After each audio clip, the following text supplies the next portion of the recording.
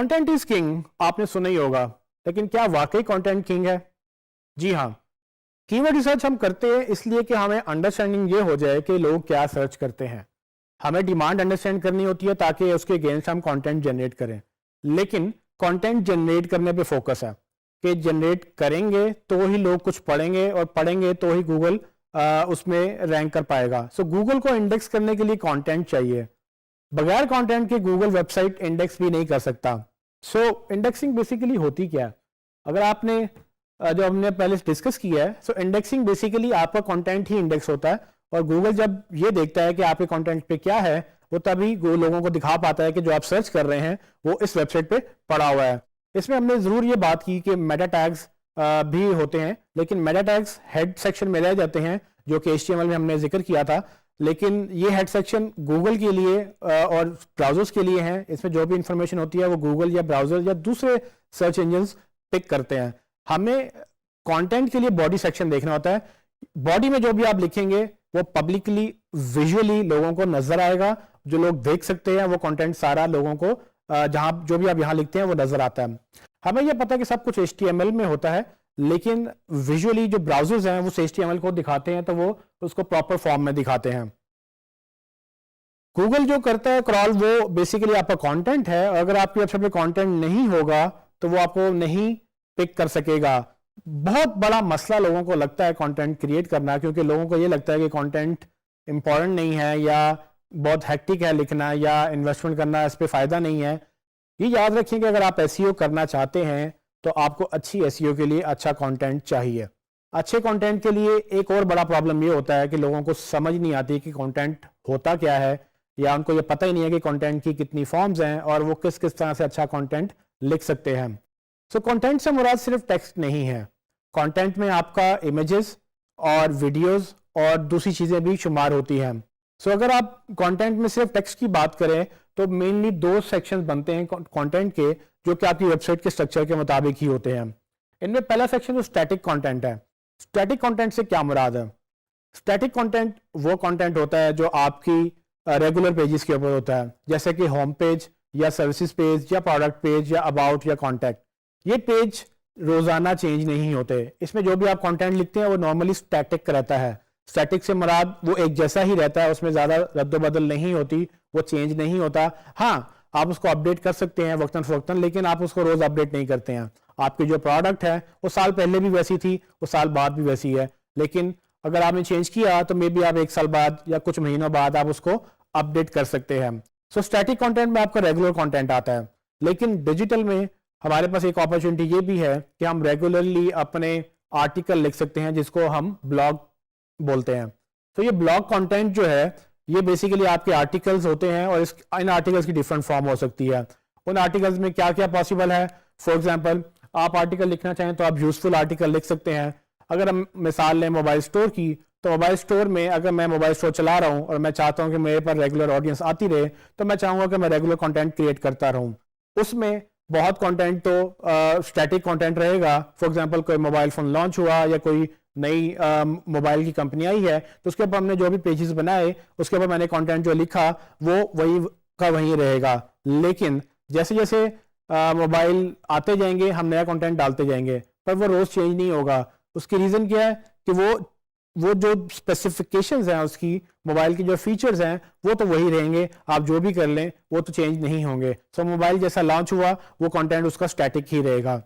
हालांकि मेरे पास ये अपॉर्चुनिटी है कि मैं रोजाना एक आर्टिकल लिख सकता हूं, या मैं हर हफ्ते एक आर्टिकल लिख सकता हूं उन्हीं मोबाइल्स के बारे में, लेकिन डिफरेंट एंगल से। वो कैसे पॉसिबल है?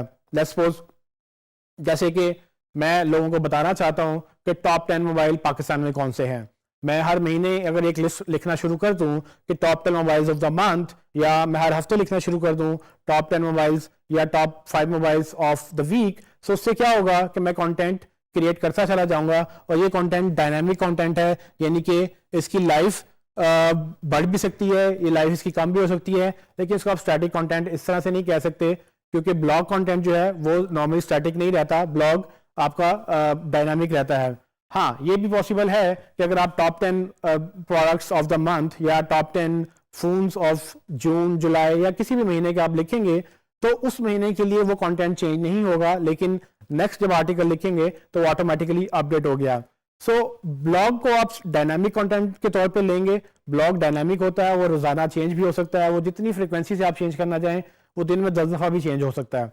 सो मिसाल लेते हैं, अगर न्यूज़ अखबारों की अगर आप देखें तो न्यूज़पेपर्स की जो वेबसाइट है उसमें दिन में बहुत ज़्यादा खबरें बहुत तेज़ी से आती हैं। सो वो कंटेंट पूरे का पूरा चेंज होता रहता है। उसमें स्टैटिक कंटेंट बहुत कम है। स्टैटिक कंटेंट कम इसलिए है क्योंकि वो कोई बिजनेस नहीं है जो कोई चीज़ बेच रहा हो, वो उनका काम ही न्यूज़ है और न्यूज़ ही उनकी प्रोडक्ट है। तो न्यूज़ रोज़ चेंज हो रही है, तो वो रोज़ नया अपडेट हो रहा है।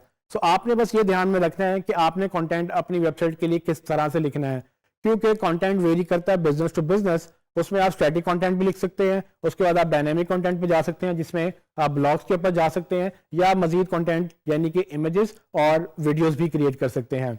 तो जैसे जैसे आप कंटेंट क्रिएट करेंगे गूगल आपको ज्यादा इंडेक्स कर पाएगा और आपके ज्यादा पेजेस को ऊपर दिखा पाएगा। सो एक और एग्जांपल मैं आपको देता हूं। अक्सर लोग कहते हैं कि जी हम न्यूज़ मीडिया को हायर करेंगे या पीआर फर्म्स को हायर करेंगे अपनी इंफॉर्मेशन अखबारों में छपवाने के लिए। अक्सर आपने देखा होगा आपके क्लाइंट्स के साथ या आपके साथ कि आपको अखबार वालों को या उनको न्यूज़ वालों को आपको बुलाना पड़ता है और आप फिर उनको कभी एक्सपेक्ट करते हैं कि शायद वो आपकी खबर लगा दें। लेकिन आप ऐसा क्यों नहीं करते कि आप अपनी कंपनी की खबर खुद लगाएं अपने ही ब्लॉग पे। आप एक सेक्शन बना लें न्यूज़ का या कंपनी न्यूज़ का। आप उसमें जो भी आपकी कंपनी में एक्टिविटी हुई, किसी की बर्थडे हुई, आपने कोई ट्रेनिंग ऑर्गेनाइज करवाई, आपने कहीं ट्रिप किया या आपने कोई प्रमोशन दी या कुछ भी, आपकी टीम आपका असासा है जो बेसिकली अगर आप उसको प्रमोट करना चाहें तो आपके पास न्यूज़ सेक्शन एक बेहतरीन सेक्शन है जहां पर आप उनके इंटरव्यू कर सकते हैं, आप उनकी कामों की तारीफ कर सकते हैं, आप अपने क्लाइंट्स को ये बता सकते हैं कि हम किस तरह से अपने काम को लेते हैं और किस तरह से हम अपने काम को बेहतर करते हैं।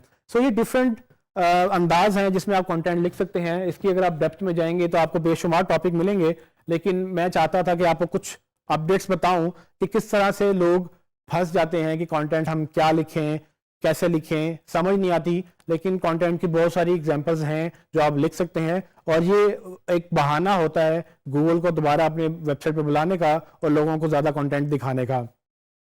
एक और एग्जांपल भी मैं आपको दे सकता हूं जिसमें एंटरटेनमेंट का एलिमेंट आप डाल सकते हैं। तो जरूरी नहीं है कि अगर आप एक सीरियस कंपनी है तो आप उसको सीरियसली सिर्फ सीरियस कंटेंट ही लिख सकते हैं। आप अपने यूजर को देखते हुए अपना कंटेंट अपडेट कर सकते हैं, उसमें एंटरटेनिंग पोस्ट डाल सकते हैं। फॉर एग्जांपल आप कोई स्टोरी पोस्ट बना लें, कोई मीम पोस्ट बना लें, लेकिन ये बस ध्यान रखें कि जो भी कंटेंट आप लिखें आपका कंटेंट किसी को हर्ट नहीं करना चाहिए, किसी को ब्लैकमेल ना करे, किसी की बुराई ना करे, क्योंकि वो फिर लीगल इश्यूज हो सकते हैं। अगर आपने किसी की बदनामी की है वो आप पे डेफेमेशन का केस कर सकता है। डेफेमेशन बेसिकली एक लीगल टर्म है जिसमें अगर आप किसी की बदनामी करते हैं और अगर वो उसका नुकसान हो सकता है तो आपसे चार्जेस क्लेम कर सकता है। सो कंटेंट लिखने में आपके पास पूरी आज़ादी है, आप हर तरह से हर एंगल से कंटेंट लिख सकते हैं और बल्कि आपको लिखना चाहिए, क्योंकि जब आप ट्राई करेंगे तभी आपको पता चलेगा कि आपकी ऑडियंस क्या पसंद करती है। सिर्फ एक चीज का ख्याल रखना है कि आपने किसी का नुकसान नहीं करना, कि आपकी बात से किसी की बुराई ना हो। अगर आपने करनी भी है किसी की तरह से बात तो आप डायरेक्ट किसी को हिट ना करें, आप एक जनरल टर्म में बात करेंगे और आप ये है कि कंटेंट लिखेंगे तो उस पर आपको नुकसान नहीं होगा। सो आखिरी बात कि अगर आप कंटेंट लिख रहे हैं तो कोशिश करें कंटेंट में सिर्फ टेक्स्ट के ऊपर फोकस ना करें, आप इमेजेस के ऊपर भी बात करें, आप वीडियोस भी बना सकते हैं और इनको आप अपनी वीडियोस पे इनको जब आप अपनी वेबसाइट पे डालेंगे तो अल्टीमेटली वो एक एंगेजमेंट क्रिएट करेगा और लोग पसंद करेंगे इसको, और जब लोग पसंद करेंगे तो वो बार बार आपकी वेबसाइट पे आएंगे।